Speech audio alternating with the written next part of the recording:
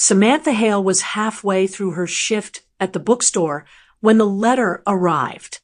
It was hand-delivered by a courier in a crisp gray suit who refused to say who sent it. The envelope was thick, cream-colored, and sealed with wax. Her name was written in elegant cursive, Samantha Hale. Inside was a single sheet of paper. You are the sole beneficiary of the estate at 17 Wren Street, Montpelier, Vermont. The previous owner, Margaret Hale, listed you as her granddaughter. Samantha blinked.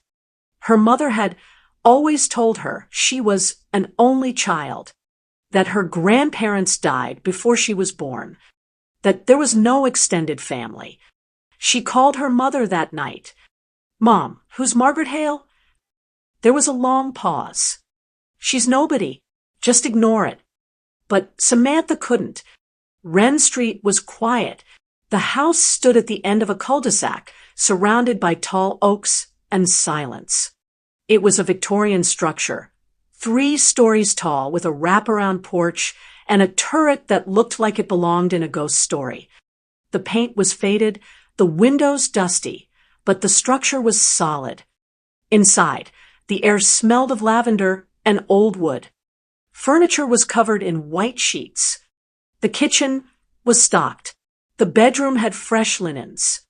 It was as if someone had been living there until the day Samantha arrived. She found a photo on the mantel, a woman with silver hair standing beside a little girl.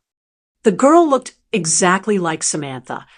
Upstairs, at the end of the hall, was a door with no knob, just a keyhole. Samantha tried every key she could find. None fit. That night, she heard footsteps above her bedroom. She was alone. She climbed the stairs with a flashlight, heart pounding. The door was still shut, but something had changed. There were scratch marks around the keyhole. In the attic, Samantha found a trunk filled with journals. They belonged to Margaret Hale. The entries were dated from the 1980s to the early 2000s. She doesn't know who she is. Diane took her and changed everything. But the truth is in the room. Samantha flipped through the pages. There were mentions of a man named Dr. Keene, a clinic, a child who was reassigned. They said it was the only way to protect her, but I never agreed. I want her to know. Samantha's hands trembled. The clinic was tucked behind a row of shuttered storefronts, its windows boarded and its sign faded to near invisibility, Keene Behavioral Research Center. Samantha parked across the street and stared at the building for a long time. Inside, the air was stale. Dust coated the floor like snow. She found a filing cabinet in the back office, rusted but unlocked. Most of the folders were empty, names crossed out, pages missing. But one remained intact. Patient file, Samantha Keene, date of birth. March 12, 1994 transfer date. August 3rd, 1997 guardian. Diane Hale. Samantha's birth certificate said she was born in 1995. She flipped to the last page. Subject reassigned under project Nest. Emotional suppression protocol initiated. Memory redirection successful. Her hands shook. Back at the house, Samantha used the key she found in the hollowed-out book to unlock the upstairs door.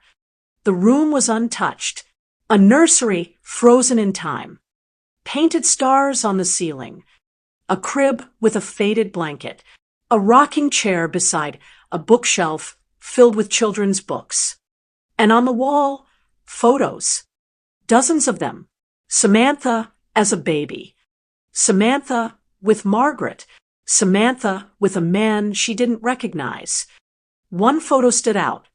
Diane, holding a suitcase, walking away from the house.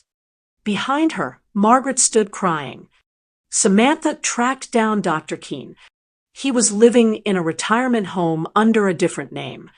She showed him the photo. He stared at it for a long time. You were part of a program. Children born into unstable families were reassigned. New names, new birthdays, new parents.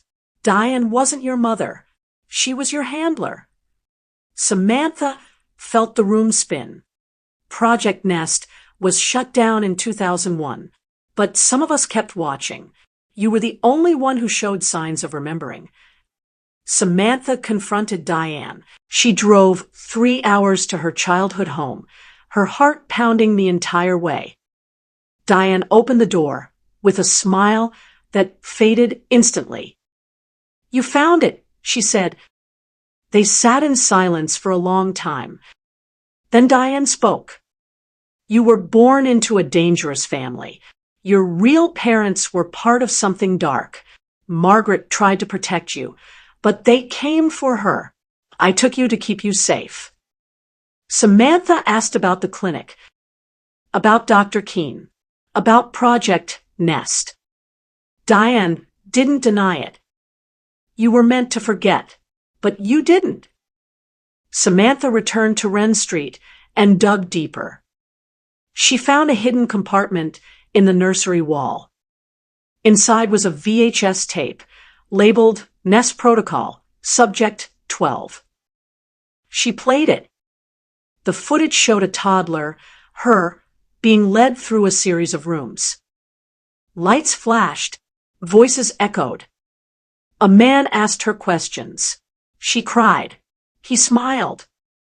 Subject 12 shows high emotional retention. Recommend full reassignment. The tape ended with a final note. If Subject 12 ever recovers memory, initiate Phase 2. Samantha stood in the nursery, surrounded by ghosts. She had two options. Expose everything. Go public. Find the other children. Destroy what remained of Project Nest. Or walk away, bury the truth, protect herself, and live the life Diane gave her. She chose neither. Instead, she wrote a letter. To the others, if you remember stars on the ceiling, if you remember a woman named Margaret, if you remember being someone else, you're not alone. I'm Samantha Keene, and I'm still here. She left the letter in the nursery and walked out of the house on Wren Street for the last time.